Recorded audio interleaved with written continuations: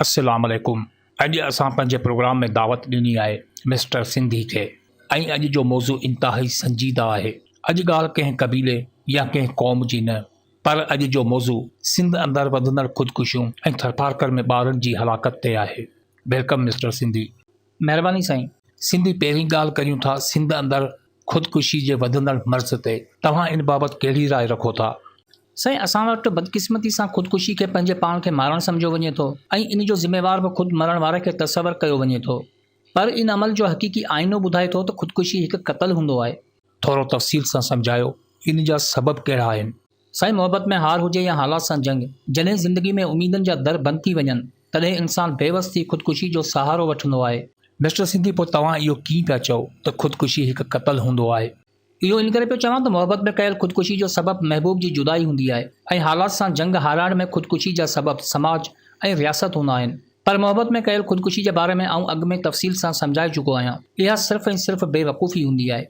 इंसानु जोश में अची ख़ुदकुशी त करे छॾे थो, पर एतिरो नथो सोचे त जंहिं महबूब जे करे आउं पंहिंजी ज़िंदगी विञायां पियो, जॾहिं इहो महबूब ज़िंदगी में न हो तॾहिं बि ज़िंदगी हुई। बहरहाल हीउ हिकिड़ो बेवकूफ़ी वारो अमल आहे जंहिंजी असीं सभु मज़म्मत कयूं था। पर असां वटि ख़ुदकुशियूं रुगो मोहबत में नाहिनि थींदियूं। अख़बार पढ़ो त हर रोज़ु तव्हांखे अहिड़ी ख़बर पढ़ण लाइ मिलंदी। जी बिल्कुलु। इन करे अॼु जो मौज़ू इहो ई आहे त आख़िर इन जो सबबु कहिड़ो आहे। साईं, ख़ुशी में ख़ुदकुशी केर बि नथो करे ऐं न ई शौक़ ख़ातिर को मरे थो। इन जी का वजह हूंदी आहे। इन जो सबबु मालूम करण जो आसान तरीक़ो हीअ आहे त जिते बि ख़ुदकुशी थिए उते जे माहौल जो जाइज़ो वठो। सबबु साम्हूं अची वेंदा। मिसाल तौरु हिन वक़्तु थरपारकर में इहो अमल मामूल बणियलु आहे।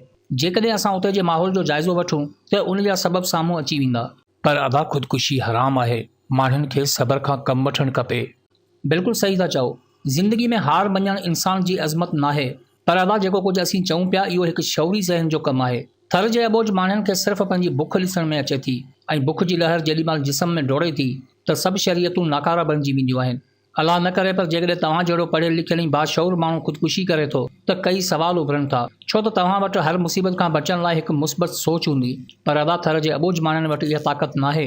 इंसान पंहिंजी ज़िंदगी में सभ खां वधीक प्यार पंहिंजी औलाद सां कंदो आहे ऐं ही उहे माण्हू आहिनि जेकी पंहिंजी औलाद जी बुख खे पंहिंजनि अखियुनि सां ॾिसनि था। पंहिंजी औलाद जा कमज़ोर जिस्म ऐं उभरियल अखियुनि जा तजला जेॾीमहिल इन्हनि जे अखियुनि ते पवनि था तॾहिं इन्हनि जो ज़मीर इन्हनि खे ॿुधाए थो त जेकॾहिं इन्हनि जो नालो ज़िंदगी आहे त ख़ुदा हाफ़िज़ में ई भलाई आहे। गुरबत जी ही इंतहा त लाशनि खे घर ताईं पहुचाइण लाइ बि पिनणो थो पवे। इस्लामी कानून मुताबिक़ जेकॾहिं रियासत में कुतो बि मरे थो त उन रियासत जा हुक्मरान जवाबदेह आहिनि। हिते कुतो त को वजूद ई कोन थो रखे, पर इंसाननि जे क़तल लाइ बि को जवाबदेही कोन्हे।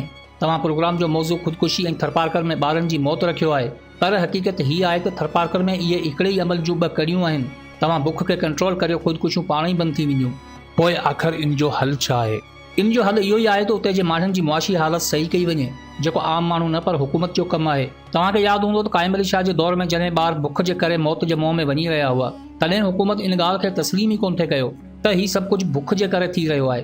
ऐं ॿिए तरफ़ हुकूमत जो इहो मौक़िफ़ कोन हो त रेगिस्तान जे करे थर में सहूलियतूं मुहैया करणु हुकूमत लाइ हिकु मुश्किल अमल आहे। पर हिते सवाल हीउ पैदा थो थिए त जेकॾहिं रेगिस्तानी सहूलियतुनि में रुकावट आहे त उते रहंदड़ आर्मी बि सहूलियतुनि खां महरूम हुजे, हुकूमत जा पंहिंजा ऑफिसर बि सहूलियतुनि खां महरूम हुजनि, या रेगिस्तान जी रुकावट रुगो ग़रीबनि जे लाइ आहे। इस्लामाबाद जे रोडनि ते पेराडो में सफ़र करण वारनि खे कहिड़ी ख़बर त थर जी ततल वारी में जॾहिं को ॿार बुख जे करे पंहिंजो दम परवाज़ कंदो आहे त उहे मंज़र उन बदनसीब माउ पीउ लाइ केतिरा भयानक हूंदा आहिनि। मिस्टर सिंधी, आख़िर असां वटि हुकूमत छो हर उन कम में नाकाम वेंदी आहे जंहिंजो तालुक़ु डायरेक्ट ग़रीब आवाम सां हूंदो आहे? साईं, हुकूमत या हुकूमती माण्हू खे अलाह तरफ़ां मोकिलियल नबी न आहिनि।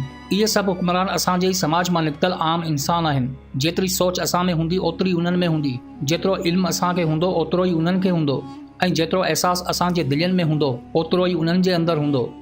मतिलबु हुकूमत जी नाकामी में अवाम जो बि किरदारु आहे? जी बिल्कुलु।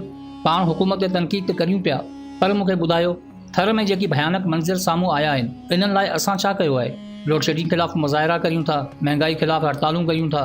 पंहिंजे पाण खां पुछो, कॾहिं थर में ॿारनि जी मौत जे करे हिकु दुकान बि बंदि थियो आहे? कॾहिं को लिंक रोड बि बंदि थियो आहे? कॾहिं बि न। छो त असां में इहो जज़्बो ई नाहे रहियो, इहो अहसास ई नाहे रहियो।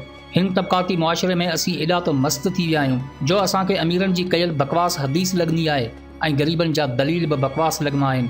कंहिं अमीर खे बुखार बि अचे त माण्हुनि जा मेड़ गॾु थी वेंदा आहिनि ऐं ग़रीब जो जनाज़ो खणण लाइ बि माण्हुनि खे मिनतूं करणियूं थियूं पवनि। जॾहिं असां पाण ख़ुदि में एॾा फ़र्क़ु रखंदासीं त हुकूमत खे कहिड़े मुंहं सां मयार ॾिजे। हालत हीअ आहे त असां वटि नसीहत करण वारे खे इहो चयो वञे थो त पहिरीं तूं पाण इन ते अमल कर। इहा कंडीशन ईअं ई आहे जीअं दवा वठण खां पहिरीं असीं डॉक्टर खे चऊं त साईं छा तव्हां पाण ही दवा खाधी आहे। साईं हक़ सच जी ॻाल्हि कंहिंजे बि वाता निकिरे क़ाबिल इज़त हुअणु खपे।